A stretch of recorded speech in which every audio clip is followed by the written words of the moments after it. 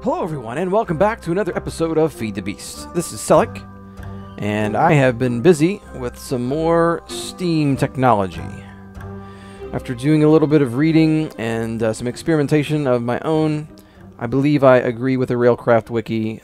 The 36 block high pressure steam boiler is a little excessive.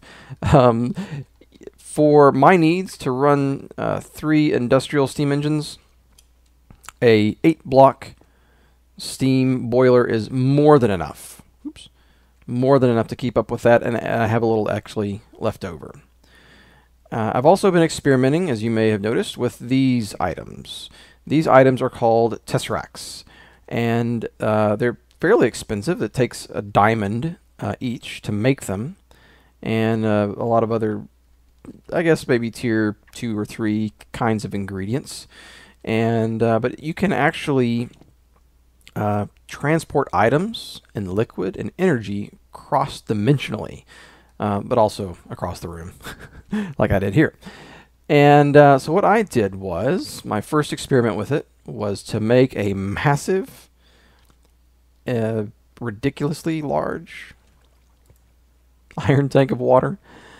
Yeah, this is way excessive. I was in an excessive mood, I guess. But, yeah, 10,000 buckets. I don't know that I'll ever need that. maybe someday I will. I don't know. But yeah, I have some accumulators, aqueous accumulators from above. They are above the tank now, pouring in. They were down here below at different spots. I thought I would consolidate them and then use liquid tesseracts to transport the fluid as opposed to having individual accumulators. So what I did was, this was originally a biogas engine. It is now a commercial steam engine, and I'm using these 2 single high pressure boilers with solid fuel, I don't know what they're called, solid fuel burners? I'm curious now. Solid. There's a lot of solid things. There it is. Solid fueled firebox. They're called fireboxes. So yeah, I put some solid fueled fireboxes underneath, and my experiment was to see if this tree farm could produce enough wood that I could cook it as charcoal and then put it into these and have obviously an infinite supply of water running to it. And could it produce enough steam to keep this thing self-propelled? And it does.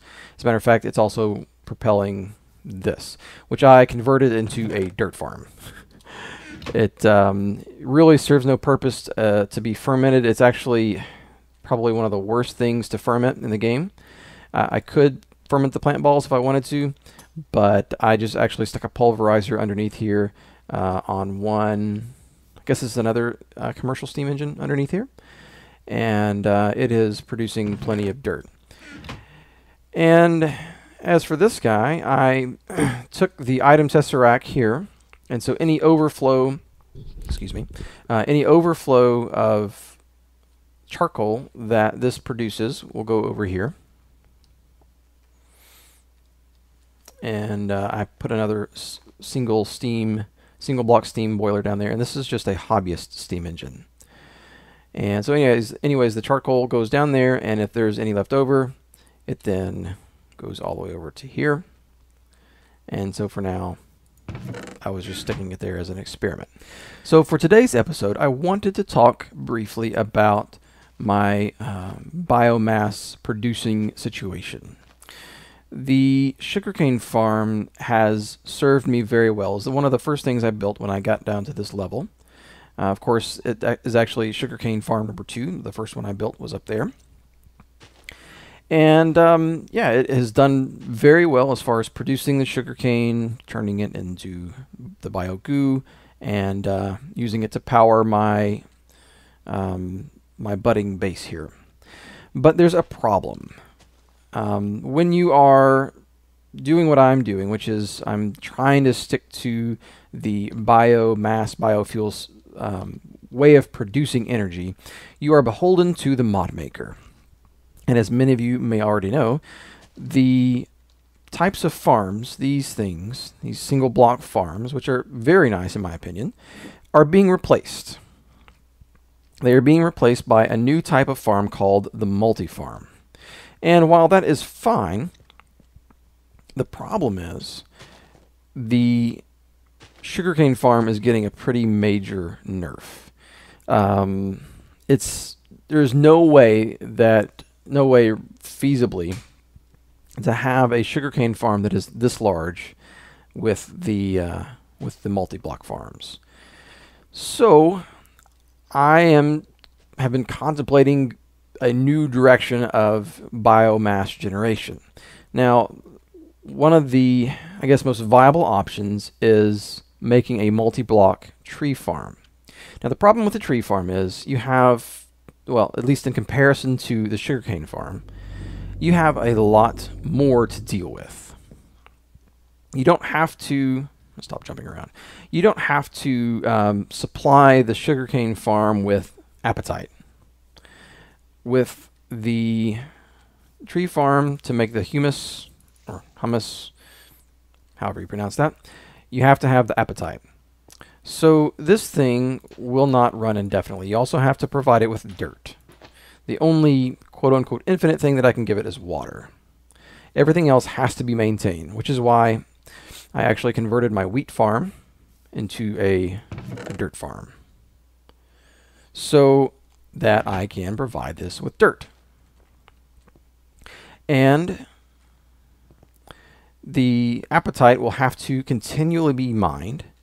I was converting all my apatite to fertilizer to see what that was going to look like. And so it's a little disappointing to me. I was hoping to have something like this that I could just run indefinitely, but you know what? You have to sort of roll with the punches. And so for today's episode, I'm going to be making the new multi-farm for the trees. So that said, I'm going to tear all this out. I'm going to keep a lot of it because it's going to be useful. We'll use the steam generation from at least one of these to power the farm. And we're going to see about trying to find an equilibrium for it so that it is producing the right amount of steam and biomass that it needs for us to fuel our biofuel needs over here. So let me get some blocks together and some other materials, and we will dig in. So before I finish making the blocks, I wanted to show you my sketch of what I think the layout is going to look like. Now, I'm going to be building what is considered a large farm that is a center of 3 by 5 by 4 deep, and then the farm goes out in 6 blocks in either direction, forward, backward, and left and right. Now, if you are looking into making this for the first time, one of the interesting I guess parts of the recipe that I noticed was that if you are looking at production per farm block, if you're trying to get the most bang for your buck for the farm block, the large is actually the best. It's about a ratio of 2.6. So for every 2.6 farm blocks, sorry, for every farm block, you get 2.6 blocks of tree area. And so the extra large, even though you get more tree area, it's not as efficient per farm block. So if you're first starting out, I think that one and maybe the second tier multi-farm is the best as far as area per farm block. So you can keep that in mind when you're building your first one as well. So yeah, I'm gonna keep sort of digging this out. The floor of my farm will be this area right here. So I'm gonna go down one more to put down the stone bricks, because the multi-farm requires a certain type of brick underneath it, and I think it's sandstone brick, or these stone bricks. So I will do that as well, and then we will start laying this thing out. All right, it is set up. I made myself a little escape hatch here once we go down and get everything up and running. Thought I'd go ahead and get my steam boiler working. Let's go ahead and throw some of that in. We need to throw down our liquid tesseract. I believe I can use this for, I didn't bring any liquid ducts with me. That's okay. Let's make sure we have water going into it. And we are receiving, I'll take off the redstone signal. And we have water. Cool. So yeah, I'll have to grab some more liquid ducks here in a sec. Okay, so the way I'm going to build this is going to stick out one high. So it will be, my understanding is it will be flush with the rest of the ground. So we'll see how that works. So we will, also made a gearbox, a farm valve, and a control, and then 2 hatches. I don't know that we're going to need all that, but who knows, we might. Okay.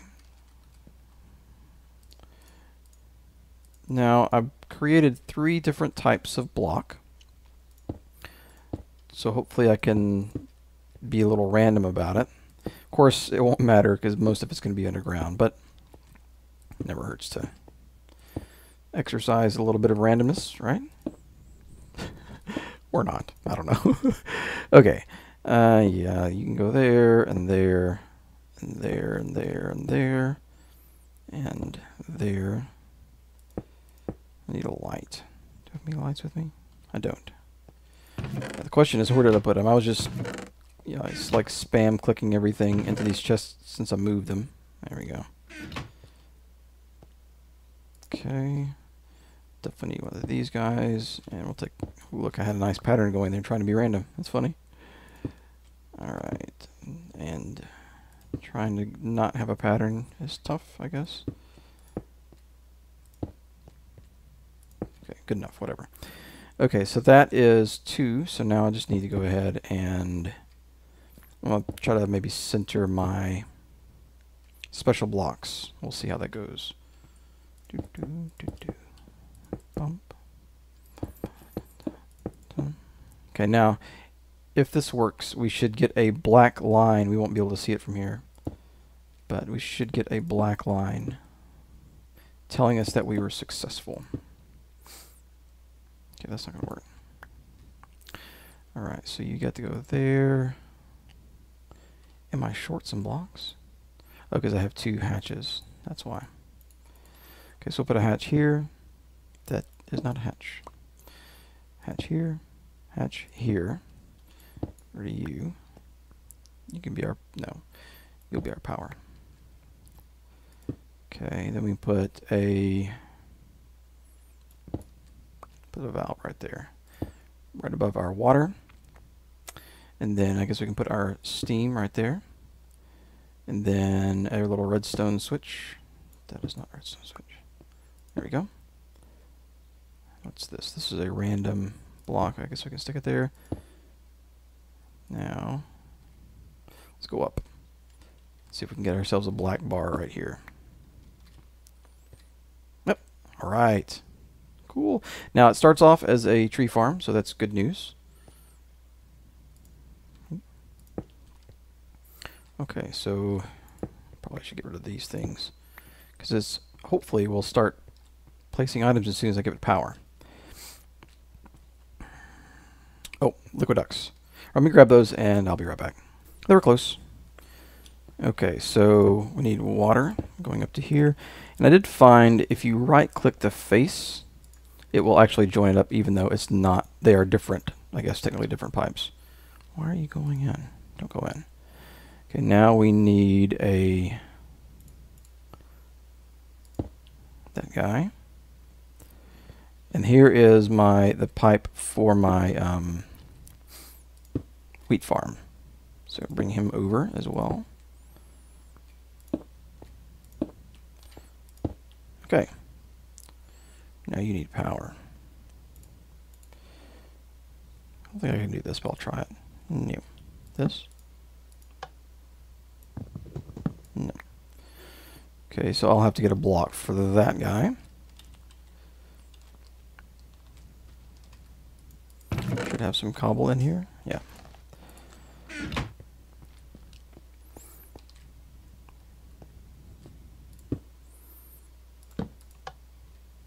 There we go. Okay.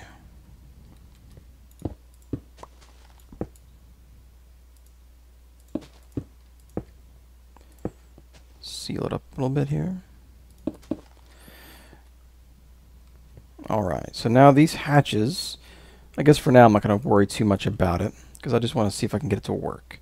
So I misplaced my dirt. Plenty of it over here, I know that. It's been growing and finally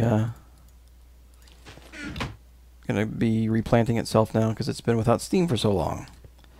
Alright, here we go. Here's the moment of truth. No. Where'd it go? Alright, there it goes. Let's go check it out. Woohoo! Yay! That's not too bad. Alright, so I was reading in the wiki, and it turns out that the hatch placement is important. If you want to give it soil, the hatch has to be on the north side. So I'm assuming that means somewhere down in here on this side. The fertilizer goes in on the west side. Saplings, seeds go in on the top, and the everything else comes out the bottom. So any hatch down here will spit stuff out the bottom. So I have set up a hatch with the Tesseract here.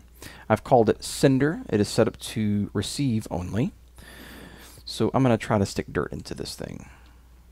And I have, let's see, brought over my setup. Alright. So this is a little quick setup for testing these things coming and going. We have a chest on the left, a item Tesseract here on the right, a lever to power the thing, and a wooden transport pipe. And it is facing the wrong way. Okay, so now alright, in theory, we should be able to stick that in there. We should start seeing it pump out. And we should start seeing it come in here.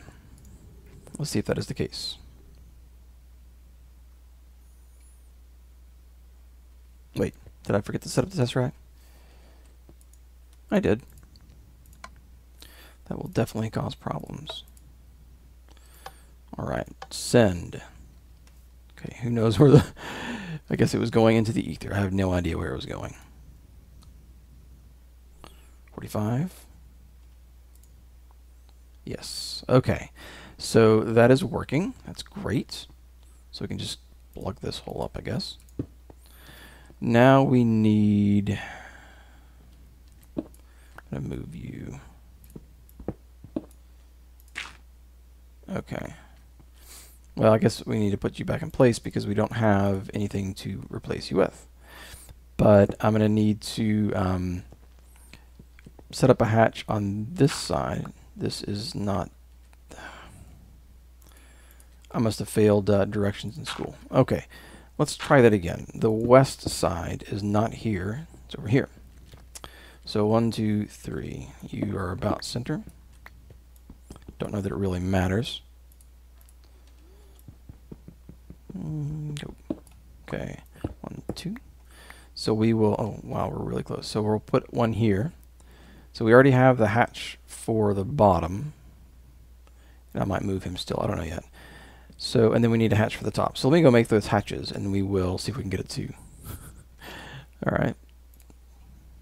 Alright, the hatches have been made, and I went to place one on top, but I realized what this thing actually does is it refills itself.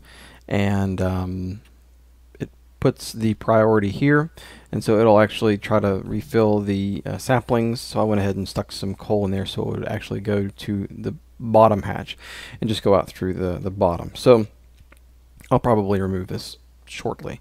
I had to make a new path into my little area here because it seemed like it got hung up on the fact that it couldn't do that row, and it sort of hung for quite a while doing before it filled this area in, and you see it still has a ways to go. So I expanded the setup down here. It's relatively compact. I could probably redo this a little bit better, but I'm not sweating it. This commercial steam engine is running full blast right now, and I believe these guys may be having a difficult time. Yeah, they've been losing steam. No pun intended. But yeah, they need... I need to probably replace this guy with a hobbyist, the one that's running the wheat that way, because I don't think it needs anything. I don't think it needs 4 MJ per tick to run. So that will reduce the load that these guys are trying to put out. So anyways, the way it works is the bottom hatch is right here, and I just have it set up for the logs to go here. And then of course it goes down, routed by the iron pipe into the furnace on either side, the fuel box on either side, and any excess goes to our Tesseract, however you pronounce it. And right now it's called a 2 storage. I'll probably name them a little more sensibly at some point, but this was just a test run to see how it worked. So yeah, anything that's like an apple or a sapling goes directly in there, and then any leftover coal goes this way. I'm probably going to add 2 more. One to distribute the coal throughout our boiler network, and then one that is for the saplings, so that it goes directly to the fermenter. I might route that actually through the storage. I don't know. We'll see. We'll see how it goes. But you know, I think this is pretty successful. It took a little more work than I had expected. I don't know if I mentioned this earlier, but we're gonna have a hard time, I think, keeping dirt in here, because these things actually grow pretty fast. So, you know, I mentioned before that they had nerfed the sugarcane farm, but I think they beefed up the tree farm quite a bit. So, yeah, that will do it for this part of the episode. And so now we will go to our desert island segment. Okay, we are over on our desert island, and today's desert island topic is food.